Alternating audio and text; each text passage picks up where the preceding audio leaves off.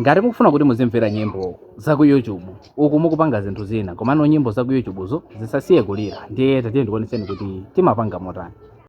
Ndiye chomwe timachita apa ndikusegula Chrome kapena browser aliyense mfoni mwathu. Kena kuti panga search kuti YouTube. Ndiye akabwera apa tipangomupanga hold. Kena kuti panga open in new tab in group. Ndiye kena kuti panga click apa kuti amabwera apa. Ndiye akasegula chonchi timapita apa pali madoti atatu. Kenako desktop site. Kenako apa mupanga search nyimbo ya kukhosi kwanu.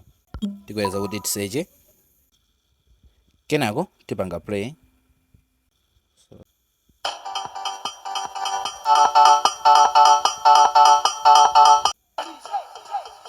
Tikapanga pa home. Ukapita pa home chonchi imasiya. Ndiye kuti iyambe ku player umangosesa za musizi. Ndikupanga play.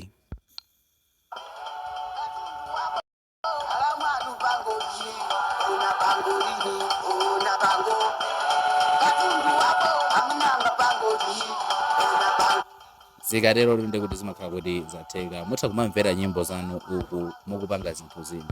Ndiye ngati mukufuna kuti ma videos ngati amene wawa asamakuphonye osayiwala kwa follow. Tiye tione video study.